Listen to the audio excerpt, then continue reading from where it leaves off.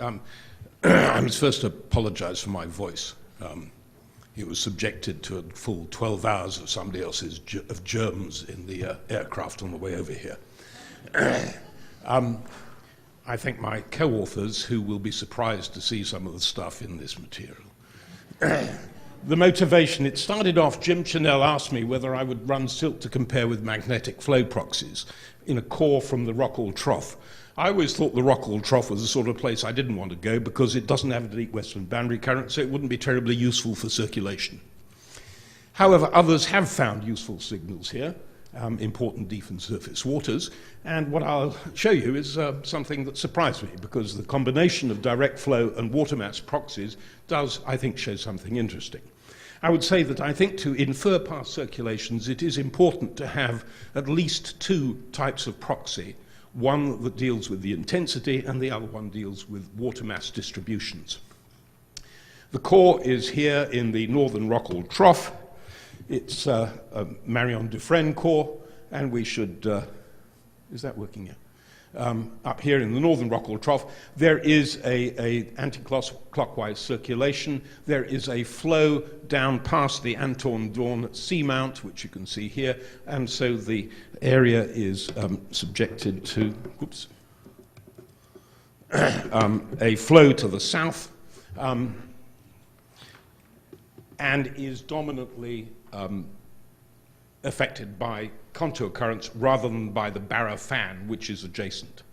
If you take a series of silicate profiles across from the south across the end of the Portuguese margin, you'll see there's high silicate down here. It's probably about 30% southern source water. If we come up to the end of the Rockall Trough here, we're still with about 20% southern source water. If we move up to the northern part of the Rockall Trough, there is still a sniff of southern source water in the waters over the site where we took the core.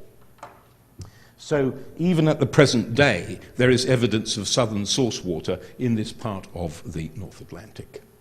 The age model for this, mainly by Fiona Hibbert, is not well constrained.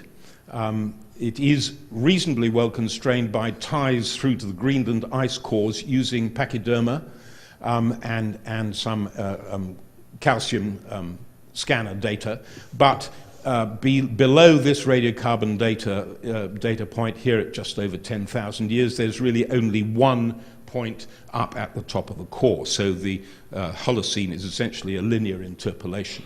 Nevertheless, we can recognize most of the major features in this core. These are the benthic isotope data, and I want you to note that there are steps in the benthic isotopes. I shall refer to steps, and nearly all of my diagrams will have the Younger Dryas, the Berling Allerod, written Allerod Berling because that's the order, Heinrich 1A, Heinrich 1B, and the LGM out here. The carbon-13 steps down, and the Heinrich 1B is not as low as Heinrich 1A, which is the minimum. Heinrich 1B is the Heinrich which has detrital carbonate in it from the Laurentide ice sheet. Here there's also extensive IRD, but not so much with the carbon. The oxygen isotope comes up in a series of steps up to the Holocene. This is the sortable silt record. That is the sortable silt is my parameter, which is the mean size of the 10 to 63 micron silt with the biogenic components removed, and it shows considerable variability. You'll see here there's a relatively faster part in the last glacial maximum.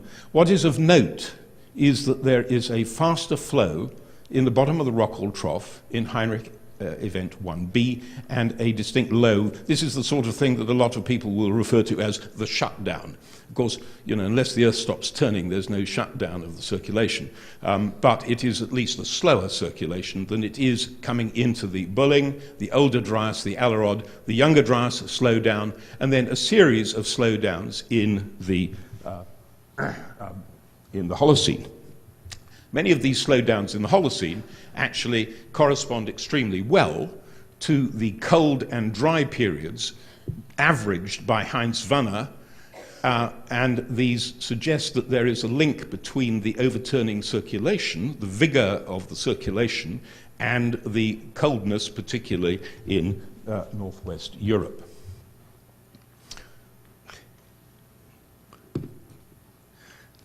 This is Delia Oppo's record of the carbon isotopes for the Rockall Trough, and you'll find that the low carbon isotopes, indicative probably of a greater incursion of southern source water and a slowdown in the overall circulation, appear to correspond also pretty well with Heinz Wanner's cold and dry periods. The cold are indicated in the Wanner diagram by the blue, and the dry by the brown. So there appears to be here to us a close correspondence between the flow and the overturning circulation.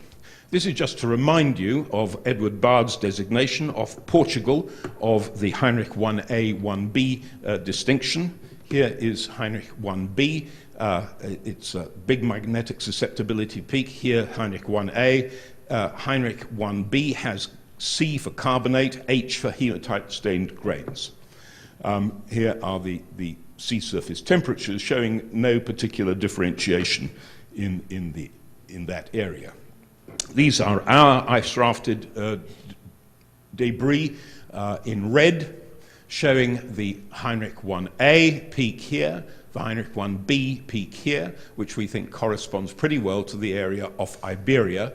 Here we are a little further north, but nevertheless with the same situation. And these, once again, are the steps down in carbon isotopes corresponding to these IRDs. If we compare our saltable silt and the carbon isotopes with the North Grip isotopes here, this is the North Grip carbon isotope, this oxygen isotope. And the blue here is the temperature recently published by Buizet and others. And you can see that the temperature tracks the oxygen isotopes extremely well. In other words, the oxygen isotopes here and here reflect mainly the temperature. But at this point in Heinrich 1B, they do not reflect that. The difference here implies that there is some change in the source of the moisture, some perhaps either warmer source area or a different source area for the moisture providing the snow into Greenland. That would be consistent with a rather more vigorous overturning circulation indicated by the faster flow speeds that we see at the Rockall Trough. If we compare further with the waters off Iberia, we find that the two carbon isotope curves here, this is Rockall in red, and this is Iberia. MDO12334K is a Caston core taken and analyzed by Luke here at the same site, analyzed by Nick Shackleton and published in the late 1990s. The values are shifted on axis by 0.5%, and if I'd plotted them together, they basically overlie. So that we deduce that treating the carbon isotopes as a conservative tracer, that effectively the same water is traveling up past Iberia and into the Rockall Trough. In other words, we have a southern source, and it is nevertheless responding to the beat of a northern ice sheet drum. I have to apologize to Luke for this because these are his data and I thought they were published. And I'm going to add him, I really promise, to the authorship. But Luke made some measurements in his MPhil thesis a long time ago. And these are the Rockall data, and these are Luke's Coulter counter data, soluble silt data from off Iberia at the same site. And you can see they also show this faster flow in Heinrich 1B, slower flow, and there may be an age model shift here because there are remarkable similarities in these two records between Portugal and Iberia. So there are consistencies between the Iberian and the, and I have also just seen a record in a poster which shows that there is a similar faster Heinrich 1b than there is a, well, I'll come to that in a second. This is why we did the study in the first place. There's no relationship between the magnetic and the sortable silt. And so you can't use the magnetic as a grain size as a flow speed proxy. And that was sort of the short answer. If we compare the sortable silt record with other flow speed proxies, this is Jerry McManus's record from the Bermuda Rise, and these were Natalie Roberts' neodymium records. And what you'll notice is that this is the classic Heinrich event, okay, with detrital carbonate, Heinrich 1b, and they do not see any particular flow speed increase, which we see up in Rockall Trough, and which we also see off the Iberian margin. And so I thought that this might be an Eastern Basin phenomenon and that the Western Basin was different. However, as I say, I have just seen a poster which has exactly this sort of feature in a flow speed record from Sierra Rise in the northern part of the South Atlantic. And so this may not be simply a Western Basin phenomenon. It may be more pervasive, but it may be only recorded in bottom velocities rather than in traces of the whole flow, of the whole flow, such as protoactinium thorium. So it may well be that we need to use at least 3 proxies on any decent record. So my conclusions are, firstly, that the Rockall Trough at 2,300 meters had southern source water in the bottom during the deglaciation, and it had similar carbon isotope values as those off Portugal. This water flowed faster than in northern warm periods and slower in cold ones. The same holds true in the Holocene, where most cold events are slower events, suggesting an origin in perturbations of the Atlantic overturning circulation. Within the limits of our age model, which is mainly from the correlation of surface proxy to Greenland ice, and remembering that the Holocene age model is simply a linear fit, so you can't hold out too much for accuracy of correlation. Nevertheless, it looks pretty good. The bottom flow is in phase with northern climatic events. The distinction between the A and B phases of the Heinrich event is recorded in IRD abundance and flow speed changes and appears to be correlated with isotope ships at North Grip, and especially the faster flow in the Heinrich 1b. Flow speed shifts at similar times during deglaciation in southern source water are also seen at the 4,500 meter deep in the North Atlantic Western Basin.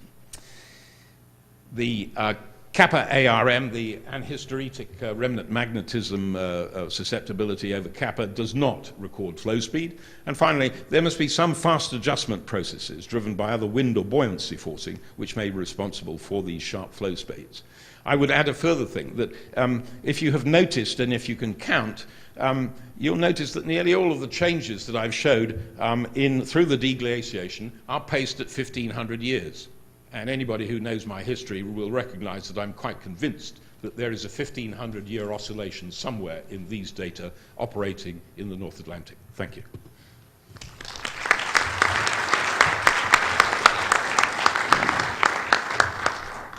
Thank you very much, Nick.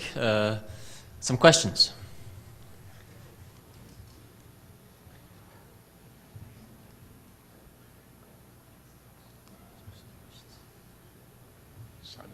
Thank you, Luke. Well, then maybe I have a question. Do you plan to measure the soluble silt back to the Heinrich 2 maybe as well?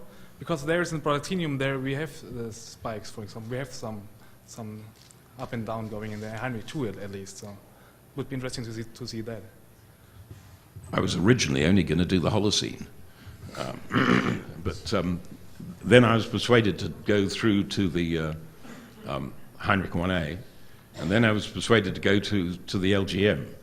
So now... It's just 5 more kiloyears to go. Just 5 more kiloyears. Right. Yeah, okay.